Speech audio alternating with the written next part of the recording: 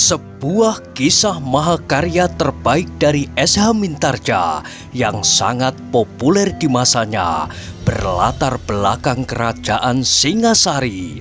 Dengan bangga kami persembahkan kepada sahabat Permata TV tercinta semuanya dengan judul Kisah Pelangi di Langit Singasari. Pada kesempatan yang sangat baik ini, kita masuk pada episode yang ketujuh. Selamat menikmati. Pada episode sebelumnya telah diceritakan, dengan lincahnya Mahisa Agni mempermainkan pedangnya. Kadang-kadang ia membuat gerakan-gerakan yang indah, namun tiba-tiba gerakannya menjadi cepat dan kaku. Demikianlah Mahisa Agni melepaskan kejemuan dengan berbagai-bagai senjata, pedang, tombak, cemeti, dan jenis-jenis senjata lain. Sehingga akhirnya Mahisa Agni menjadi lelah. Satu demi satu senjata-senjata itu dikembalikannya pada tempatnya. Dan yang terakhir Mahisa Agni meletakkan tubuhnya di sudut bilik itu. Demikian lelahnya setelah semalam ia harus bertempur melawan hantu karautan. Pagi itu dengan kuda sempana dan masa latihannya berlebih-lebihan. Maka akhirnya Mahisa Agni pun tertidur dengan nyenyaknya. Betapa mimpi yang aneh-aneh telah mengganggunya. Dilihatnya di dalam mimpi itu, Ken Dedes meloncat ke dalam perahu yang megah di sebuah danau yang tenang. Tetapi tiba-tiba air danau itu pun bergolaklah. Sebuah angin yang kencang telah mengguncang perahu yang megah itu, sehingga perahu itu bergoyang dengan kerasnya. Ken Dedes yang berada di dalam perahu itu terlempar dan segera ditelan oleh gelombang yang ganas. Dan yang terakhir Mahisa Agni melihat perahu itu tenggelam. Bagaimanapun ia mencoba untuk menolong Ken Dedes maupun perahunya, namun sia-sia. Bahkan akhirnya dirinya pun terguncang keras-keras. Mahisa Agni terkejut. Perlahan-lahan ia membuka matanya. Dilihatnya bilik itu menjadi gelap. Seorang tua dengan lampu di tangan berdiri di sampingnya. "Agni," berkata orang itu, "apakah kau sedang bermimpi?" Perlahan-lahan Mahisa Agni bangkit. Dilihatnya keadaan di sekelilingnya. Ternyata ia masih berada di dalam biliknya. Sekali ia menggeliat, kemudian jawabnya, "Ya guru, sebuah mimpi yang jelek." "Aku sudah menduga, di dalam tidur kau menggeram," sahut gurunya. Mahisa Agni menarik nafas dalam-dalam. Syukurlah bahwa semuanya itu hanya terjadi di dalam mimpi. Namun meskipun demikian, mimpi itu sangat mengganggunya, sehingga kemudian terluncur juga dari mulutnya. "Guru, mimpiku menggelisahkan sekali. Adakah setiap mimpi itu mempunyai arti?" "Apakah mimpimu itu?" bertanya gurunya. Mahisa Agni mencoba untuk menceritakan mimpinya sejak awal sampai betapa ia meronta-ronta melawan ombak yang menghempas-hempaskannya. Empu Purwa mengerutkan keningnya. Tampaklah wajahnya menjadi tegang. Namun kemudian ia tersenyum. Katanya, "Waktu mimpimu adalah waktu yang tak membawa arti. Mimpi yang mengandung makna adalah mimpi pada saat-saat antara ayam jantan berkokok untuk yang kedua dan ketiga kalinya. Mimpimu adalah mimpi seseorang yang terlalu banyak tidur, Agni." Mahesa Agni pun tersenyum pula, tetapi senyumnya itu pun sama sekali tidak meyakinkan. Mahesa Agni telah mengenal gurunya baik-baik, sehingga ia tahu benar tabiat orang tua itu. Meskipun orang tua itu mencoba menghapuskan kesannya atas mimpi Mahesa Agni, namun tertangkap juga oleh Mahesa Agni kegelisahan yang membayang di wajah itu. Meskipun hanya sesaat, tetapi ia tidak berani bertanya lebih lanjut. "Agni," berkata Empu Purwa kemudian, "bersihkanlah dirimu. Kami sudah makan malam. Makanlah dahulu, kemudian datanglah kepadaku. Ada yang akan aku bicarakan." Mahesa Agni mengerutkan keningnya. Gurunya memanggilnya, pasti ada sesuatu yang penting. Mahesa Agni pun kemudian berdiri dan perlahan-lahan berjalan keluar. Panggilan gurunya itu agak mengganggunya di samping mimpi yang menggelisahkan itu. Mimpi seseorang yang terlalu banyak tidur, gumamnya. Mudah-mudahan. Namun meskipun demikian, Mahesa Agni tak dapat melupakannya. Setelah membersihkan diri, Mahesa Agni segera pergi ke dapur. Dilihatnya Ken Dedes duduk di atas bali-bali bambu. Ketika dilihatnya ia datang, segera gadis itu menyapanya. "Kau tertidur di bilik belakang, Kakang?" Mahesa Agni mengangguk. Ditatapnya wajah gadis itu, pucat dan tampak membendul di kedua pelupuk matanya. Agaknya gadis itu sehari-harian menangis di dalam biliknya. Ken Dedes memalingkan wajahnya. Ia merasa Mahesa Agni memandang bendul di pelupuk matanya itu. "Apa yang kau tatap itu, Kakang? Apakah kau belum pernah melihat mataku?" katanya sambil mencoba tersenyum. "Bukan apa-apa," jawab Agni, dan tiba-tiba saja sikapnya menjadi canggung. Ia telah berkumpul dengan Ken Dedes dalam satu rumah bertahun-tahun lamanya, namun kini terasa gadis itu menjadi asing baginya. Karena Mahesa Agni masih tegak di pintu, berkatalah Ken Dedes, "Apakah kau akan berdiri saja di situ?" "Oh." Dan Mahesa Agni pun berjalan memasuki ruangan itu. Dilihatnya beberapa endang sedang sibuk membersihkan piring-piring tanah dan mangkuk. "Kau terlambat makan, Kakang." "Ayah, para cantrik dan endang dan aku sudah makan. Ayah mencarimu tadi. Ternyata kau ditemukannya di bilik belakang," berkata Ken Dedes sambil mempersiapkan makan Agni. "Aku lelah sekali," jawab Agni. Ken Dedes menundukkan wajahnya. Jawaban Agni itu bagi Ken Dedes terdengar seolah-olah berkata, "Aku sangat lelah, Ken Dedes, setelah aku berkelahi mempertahankan kau." Dan tiba-tiba terdengar Ken Dedes berdesis, "Terima kasih, Kakang." Mahesa Agni terkejut mendengar kata-kata itu, maka ia pun bertanya, "Kenapa terima kasih?" Ken Dedes tersadar dari angan-angannya, karena itu ia pun menjadi tersipu-sipu. Sahutnya, "Terima kasih bahwa kau masih akan memberi aku pekerjaan dengan bekas-bekas makan itu." "Oh." Mahesa Agni pun tersenyum, "Maafkan aku." Dan Mahesa Agni pun makanlah. Anak muda itu duduk bersila di atas bali-bali bambu, sedang Ken Dedes duduk pula di sampingnya. Dilayaninya Mahesa Agni dengan cermatnya. Tidak bedanya ia melayani ayahnya.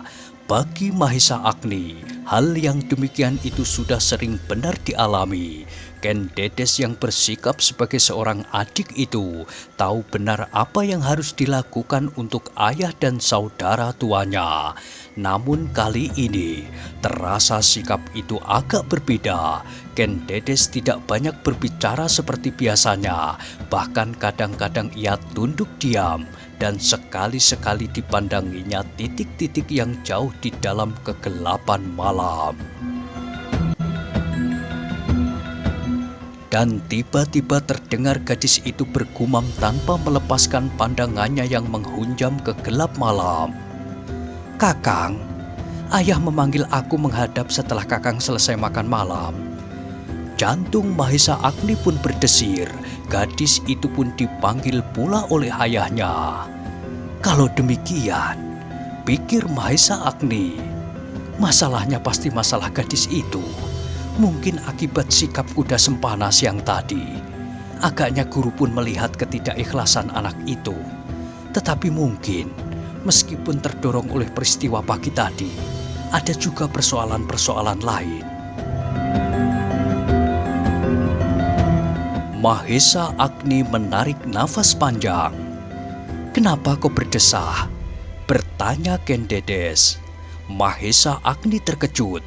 Dicobanya tersenyum. Jawabnya, "Aku lupa bahwa aku sudah terlalu kenyang." "Bohong," bentak Ken Dedes. Sikap manjanya kadang-kadang masih tampak meskipun ia mencoba bersikap sungguh-sungguh. Dan tiba-tiba saja Ken Dedes kini telah benar-benar menjadi gadis dewasa di dalam tangkapan Mahesa Agni. Dan tiba-tiba gadis itu memberengut. Katanya, "Kau tidak mengacuhkan aku?" "Kenapa?" bertanya Agni. "Bukankah aku memperhatikan setiap kata-katamu?"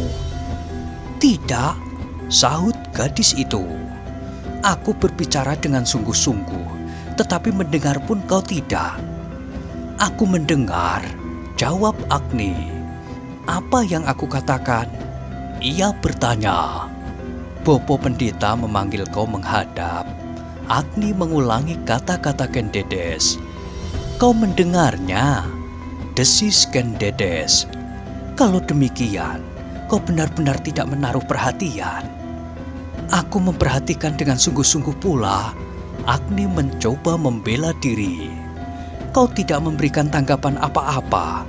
Kau tidak terkejut dan kau tidak bertanya, 'Kenapa aku dipanggil ayah?' Bahkan kau malahan berdesah karena kau makan terlalu kenyang. Mungkin kau baru merenungkan sesuatu, sehingga perut Kakang sendiri pun Kakang lupakan. Apakah Kakang Agni sedang merenungkan Witri atau Sita yang manis itu?" tuduh Ken Dedes. "Ah," bantah Mahesa Agni. "Jangan mengada-ada Ken Dedes. Aku mendengar kata-katamu dan aku merenungkannya. Aku sedang berpikir apakah kira-kira sebabnya." "Bohong," Ken Dedes mencibirkan bibirnya. Sekali lagi Mahesa Agni menarik nafas dalam-dalam. Namun ia tersenyum melihat putri gurunya yang manja namun bersungguh-sungguh itu. "Aku benar-benar terlalu kenyang," Mahesa Agni bergumam. "Justru karena aku merenungkan kata-katamu." "Bohong, bohong."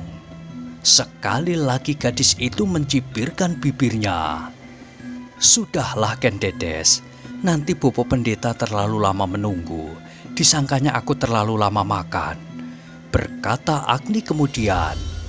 "Bukankah sebenarnya demikian? Kakang makan terlalu lama, meskipun Kakang makan terlalu cepat," jawab Ken Dedes. Mahesa Agni diam saja. Dipandangnya Ken Dedes itu, yang kemudian berdiri membenahi piring-piring dan mangkuk-mangkuk. Diambilnya kendi dari gelodok dan disodorkannya kepada Mahesa Agni. "Terima kasih Ken Dedes," sambut Mahesa Agni. Ken Dedes yang hampir melangkah pergi berhenti memandangi Mahesa Agni. Katanya, "Sejak kapan Kakang berterima kasih kepadaku?" Agni menundukkan wajahnya. Ia tidak menjawab kata-kata itu, sehingga Ken Dedes pun melangkah pergi. Dengan sudut matanya Mahesa Agni melihat gadis itu tidak terlalu tinggi, bulat dan langsing. Pekerjaannya sehari-hari telah membentuk tubuh gadis itu menjadi serasi. kuat namun tidak terlalu kasar, dan tiba-tiba Mahesa Agni bergumam di dalam hatinya. Benar juga kata anak-anak muda, putri Bopo Pendeta itu bagaikan bunga di lereng Gunung Kawi, dan bunga itu kini mulai kembang. Mahesa Agni menggeleng-gelengkan kepalanya dan kembali ia tunduk dalam-dalam ketika Ken Dedes datang kepadanya dan kembali duduk di sampingnya. "Kakang," gadis itu berkata pula, kali ini ia bersungguh-sungguh. "Ayah memanggil aku." Mahesa Agni mengangkat wajahnya, katanya, "Kenapa kau dipanggil?" Tetapi tiba-tiba gadis itu memberengut kembali, katanya, "Kakang, kau menggodaku sejak tadi." "Hei?" Agni tidak mengerti. "Kenapa? Kau tidak bersungguh-sungguh? Kau bertanya karena aku tadi berkata demikian." Ken Dedes bersungut-sungut. Desah Mahesa Agni. "Lalu bagaimanakah aku harus bersikap?" "Ken Dedes, sebenarnya lah aku ingin mengetahui apakah sebabnya kau dipanggil oleh Bopo Pendeta. Bukankah hal yang demikian itu bukan menjadi kebiasaan?" Ken Dedes mengangguk dan kembali ia bersungguh-sungguh, katanya, "Aku tidak tahu, mungkin ayah marah kepadaku." "Aku sangka tidak, sebab kau tidak bersalah. Namun mungkin pula ada hubungannya dengan peristiwa pagi tadi." Mahesa Agni diam sebentar, kemudian ia meneruskan perlahan-lahan, "Aku pun dipanggilnya." "Oh," desis Ken Dedes, tetapi tak ada sepatah kata pun lagi yang melontar dari sela-sela bibirnya yang tipis itu. Untuk sesaat mereka berdiam diri, masing-masing sibuk dengan angan-angannya sendiri.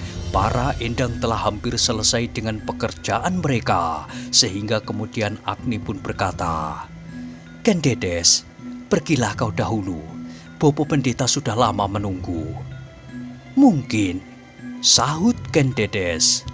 "Baiklah, aku pergi dahulu. Kapankah Kakang akan menghadap ayah?" "Sebentar lagi aku datang," jawab Agni.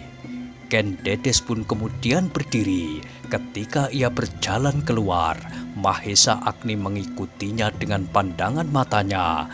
Tanpa sesadarnya, ia mengangguk-angguk dan tiba-tiba ia terkejut ketika ia mendengar seorang cantrik batuk-batuk di sudut dapur. "Apa kerjamu di situ?" Pertanyaan itu demikian saja meluncur dari mulut Agni. "Mengisi jambangan," jawabnya sambil tersenyum. Mahesa Agni kemudian tidak mempedulikan lagi. Segera ia bangkit berdiri dan dengan langkah panjang-panjang, ia pun pergi meninggalkan ruangan itu. Di Pringgitan, Empu Purwa duduk di sudut ruangan. Di atas tikar pandan yang putih, dilibatnya kedua tangannya di dadanya sambil duduk bersandar dinding. Kadang-kadang dikecupnya mangkuk air serai hangat-hangat sambil menggigit gula kelapa. Sedap sekali. Dengan sabarnya ia menunggu putrinya dan Mahesa Agni datang kepadanya seperti permintaannya. Hal yang demikian hampir tak pernah dilakukan. Ia berbicara dengan kedua anak itu di mana saja mereka bertemu, di pendopo, di pertamanan, di tepi kolam atau di perjalanan. Namun agaknya kali ini ada sesuatu yang dianggapnya sedemikian pentingnya sehingga ia harus berbicara bersungguh-sungguh. Ketika kemudian putrinya muncul dari bilik pintu, Empu Purwa mengangguk-anggukkan kepalanya. Katanya, "Duduklah Ken Dedes. Di mana Mahesa Agni? Hampir aku mengantuk menunggumu di sini." Ken Dedes adalah gadis yang manja. Ayahnya itu pun suka pula bergurau. Namun kali ini tampaklah wajahnya bersungguh-sungguh, hening namun sepi. Karena itu, Ken Dedes pun tidak berani bersikap manja seperti sikapnya sehari-hari. Dengan wajah tunduk, ia pun segera duduk di muka ayahnya. "Di mana Agni?" Ayahnya bertanya. "Di dapur, Ayah," jawab Ken Dedes. "Baru saja Kakang Agni selesai makan." Empu Purwa mengangguk-angguk. "Biarlah kita tunggu," katanya. Ken Dedes menjadi semakin berdebar-debar. Apakah persoalan itu penting sekali? Meskipun demikian, ia sudah dapat meraba-raba. Pasti ayahnya akan bertanya kepadanya hubungan apakah yang pernah dilakukan dengan kuda sempana, dan ayahnya itu akan menjadikan Mahesa Agni sebagai saksi. Sesaat kemudian Agni pun datang pula. Langsung ia duduk di atas tikar pandan itu seperti Ken Dedes. Dada anak muda itu pun berdebar-debar pula.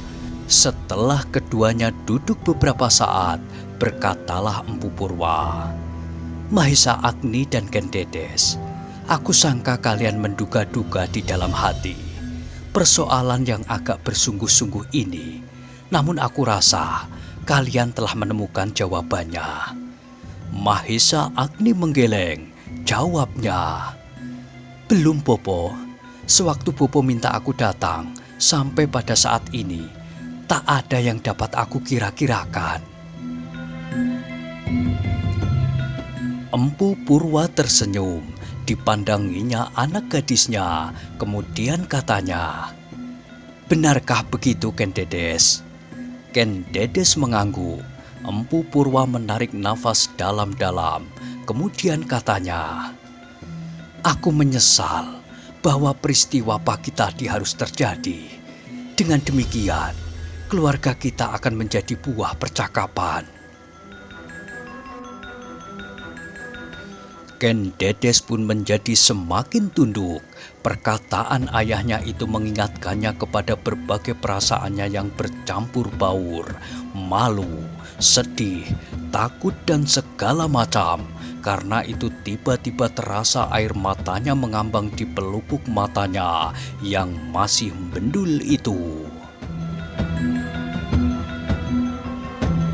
Ketika Empu Purwa melihat anaknya bersedih, cepat-cepat ia meneruskan, "Tetapi itu bukan salahmu, anakku. Banyak saksi-saksi yang berkata demikian, dan aku pun tak menyalahkanmu." Justru karena kata-kata itu, air mata Ken Dedes menjadi semakin banyak, dan kemudian setetes demi setetes membasahi pangkuannya. "Jangan menangis," sambung ayahnya. "Aku belum selesai, bahkan aku belum sampai kepada persoalannya." Ketika Empu Purwa diam sejenak, maka peringgitan itu menjadi sepi. Di kejauhan terdengar bunyi jangkrik sahut-menyahut dengan siul angkup nangka dihembus angin, ngelangut. Nyala lampu di dapur pun telah padam. Tak terdengar lagi suara cantrik dan endang yang lagi bergurau. Padepokan Empu Purwa telah mulai lelap tertidur. "Ken Dedes," suara Empu Purwa lirih. Namun dalam malam yang sepi itu terdengar jelas kata demi kata. "Kalau kau sekali-sekali bercermin di Belumbang, di samping rumah kita ini, kau akan sempat memperhatikan dirimu. Telah hampir 20 tahun kau menikmati sinar matahari. Karena itu, sadari anakku, kau telah menginjak masa dewasa." Wajah Ken Dedes yang tunduk itu menjadi semakin tunduk. Sebagai seorang gadis remaja, Ken Dedes sudah merasakan betapa sesuatu selalu bergolak di dalam dadanya. Banyaklah keinginan-keinginan yang tak dimengertinya sendiri. Kadang-kadang timbullah nafsunya untuk selalu menghias diri. Tiba-tiba gadis itu menjadi malu.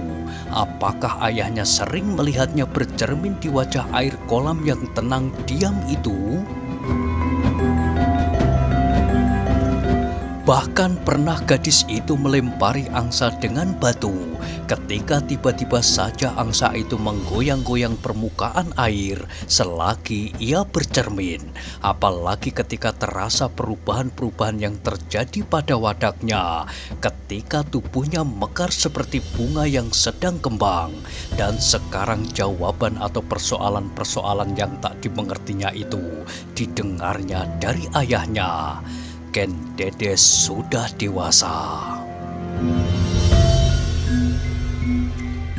Karena itu anakku, terdengar ayahnya berkata pula, banyaklah persoalan-persoalan yang akan timbul karenanya, karena kedewasaanmu itu. Kembali Empu Purwa berhenti, ditatapnya wajah anaknya yang tunduk.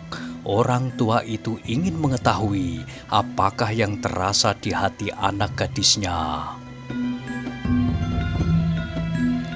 Ken Dedes diam seperti patung, hanya sekali-kali terdengar isaknya dan sekali-kali pula ia mengusap hidungnya dengan ujung kainnya.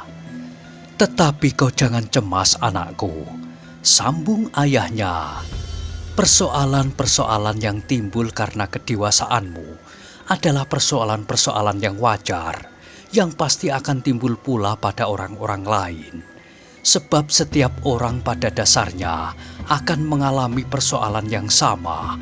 Setelah ia menjadi dewasa, maka akan dilampauinya suatu masa yang penting dalam hidup ini. Mahesa Agni pun masih duduk terpekur, namun terasa seakan-akan jantungnya berdentang-dentang. Orang tua itu berbicara terlalu lambat baginya. Ia ingin Empu Purwa berkata langsung sampai ke ujungnya untuk mengurangi ketegangan di hatinya. Tetapi agaknya Empu Purwa ingin berhati-hati sehingga kata-katanya tidak akan menyinggung perasaan anaknya. Ken Dedes, berkata orang tua itu, setelah kau menyadari keadaanmu, maka apa yang terjadi pagi tadi adalah persoalan yang wajar. Hanya bentuknya lah yang berbeda-beda bagi setiap gadis. Ada yang langsung mengalami masa baik, namun ada pula yang pernah melewati kesulitan-kesulitan yang panjang. Bahkan bagi mereka yang tak beruntung, masa ini dilampauinya dengan melangkah bencana. Karena itu anakku, selagi bencana yang tak dikehendaki itu datang, aku ingin memberitahukan kepadamu bahwa sebenarnya lah hal ini pernah terjadi. Namun aku belum pernah menyampaikan kepadamu. Sejak beberapa minggu yang lampau, telah datang berturut-turut kepadaku beberapa orang dengan upacara yang tak kau mengerti maknanya. Yang pasti, hanya kau sangka upacara-upacara keagamaan biasa. Namun ketahuilah anakku, mereka adalah utusan-utusan yang datang untuk menanyakan apakah Ken Dedes telah cukup waktunya untuk meninggalkan masa remajanya. Ken Dedes berdesir mendengar kata-kata ayahnya itu. Ia sama sekali tidak pernah menyangka bahwa hal itu pernah terjadi. Dan kini ia mengerti bahwa beberapa anak muda pernah datang melamarnya. Karena itu maka terasa jantungnya semakin berdebar-debar. Wajahnya tiba-tiba menjadi merah dan Ken Dedes menahan hatinya dengan menggigit bibirnya. Mahesa Agni menarik nafas panjang-panjang. Belum pernah ia mendengar dari siapapun bahwa hal itu pernah terjadi. dan tiba-tiba saja ia ingin benar mengetahui siapa sajakah yang pernah datang kepada gurunya untuk melamar gadis itu. Tetapi ia tak sampai hati untuk bertanya, karena itu Mahesa Agni menjadi gelisah. "Ken Dedes," berkata Empu Purwa seterusnya, "aku adalah ayahmu. Karena itu, aku menang untuk menolak atau menerima lamaran itu." Mahesa Agni menjadi bertambah gelisah dan Ken Dedes pun menjadi gelisah pula, sehingga tak disengajanya ia menggeser duduknya, tetapi ayahnya meneruskan, "Anakku, adalah suatu kesulitan bagiku untuk menentukan pilihan dari sekian lamaran-lamaran yang pernah aku terima. Seandainya kau dilahirkan sebagai putri seorang raja, atau setidak-tidaknya putri seorang akuwu, maka aku dapat mendirikan sayembara untukmu, sayembara tanding atau sayembara ketangkasan. Tetapi kau tidak lebih dari seorang anak pendeta yang hidup di pedukuhan yang terpencil. Kau tidak lebih dari anak seorang kecil yang miskin. Karena itu anakku, aku tak akan pantas untuk membuat sayembara apapun." Kembali orang tua itu berhenti dan kembali ruangan itu dicekam kesepian. Hanya detak jantung Mahesa Agni dan Ken Dedeslah yang serasa terdengar berdentingan di dalam dada mereka. Karena itu, ketika Empu Purwa meneruskan kata-katanya, maka perhatian kedua anak muda itu tercurah seluruhnya kepada setiap kata yang mereka dengar. "Meskipun demikian anakku, masa depanmu adalah di tanganmu. Karena itu, meskipun aku tidak mengadakan sayembara terbuka, aku mengenal satu bentuk sayembara yang dapat aku selenggarakan. Tetapi sudah pasti, aku tidak akan mengumumkannya kepada siapapun juga. Sebab dengan demikian, maka akan berteriaklah segenap tetangga kita dengan tawa mereka yang asam." Empu Purwa tidak berpijak di atas buminya dan merasa dirinya terlalu besar. "Karena itu anakku, akan aku selenggarakan sayembara ini dengan diam-diam." Mahesa Agni mengerutkan keningnya. Ia tidak mengerti kata-kata gurunya. Bagaimana mungkin sayembara dapat diselenggarakan dengan diam-diam? Bukankah sayembara itu diselenggarakan untuk diikuti oleh mereka yang mengetahui dan dengan penuh kesadaran akan tujuan sayembara itu? Karena itu maka Mahesa Agni menjadi semakin berminat kepada setiap kata yang akan didengarnya. "Adapun bentuk sayembara itu anakku," Empu Purwa berkata seterusnya, "adalah sayembara pilih." "Sayembara pilih?" Mahesa Agni bergumam. "Sayembara ini," kata orang tua itu, "sering terjadi pula untuk putri-putri luhur. Sayembara semacam ini biasanya diselenggarakan di tempat-tempat terbuka. Putri yang diperebutkan itu berada di menara, sedang para pengikut berjalan berturut-turut di bawah menara itu. Siapa yang menerima selendang putra itu, ialah yang terpilih dan memenangkan sayembara." Malam yang sepi menjadi semakin sepi. Yang terdengar kini adalah angin malam yang lembut membelai daun-daun pepohonan yang sedang tertidur nyenyak, gemerisik seperti suara orang berbisik-bisik. Mahesa Agni menarik nafas panjang-panjang. "Adil," serunya di dalam hati.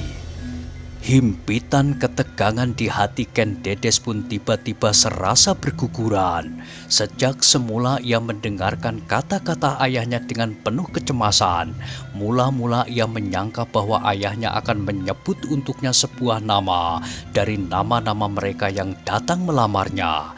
Apabila demikian, Ken Dedes memejamkan matanya.